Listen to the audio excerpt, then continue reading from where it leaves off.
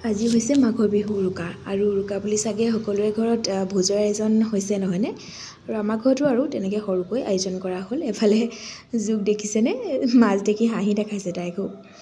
আৰু আনফালে আমাৰ কিবাকিবি অলপ বনাবলৈ থাকি গৈছিলে সেয়েহে বনাই ল'লোঁ সকলো অৱশ্যে ভিডিঅ' কৰি ৰখা নহ'ল আৰু তেনেকৈ আৰু ইয়াৰ ৰাতিলৈ চুঙাত দিয়া গাহৰি মাংস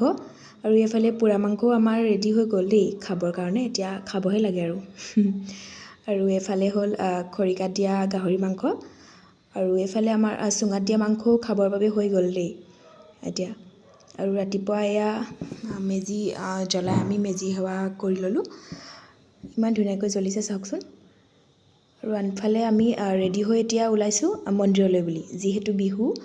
গতিকে মন্দিৰত গৈ চাকি এগছি জ্বলাই ল'লোঁ আৰু এইফালে আজি মন্দিৰত খুব মানুহৰ ভিৰ হৈছিলে দেই চাকি দিবলৈ জেগাই বিচাৰি পোৱা নাছিলোঁ আৰু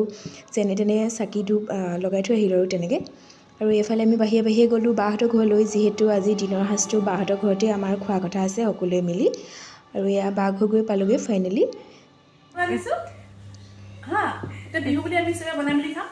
এইফালে এয়া মাছৰ যোগাৰ আৰু আজি বিহু বুলি মই ধুনীয়াকৈ মেখেলা চাদৰ পিন্ধি গৈছোঁ দেই কেনেকুৱা লাগিছে জনাবলৈ নাপাহৰিব দেই আৰু এয়া আমি চাহ তাহ খাই এতিয়া আজৰি হৈ ল'লোঁ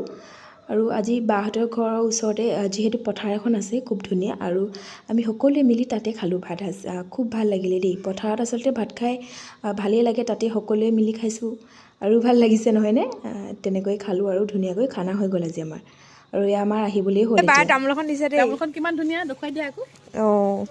বা বেলেগ ধুনীয়া এই মানুহগৰাকীৰ নিচিনা একেই একেই বিহু গ'লে ৰ'বই ন আৰু ফাইনেলি আমি আহিব ল'লোঁ এতিয়া আৰু আজিলৈ ইমানেই বাই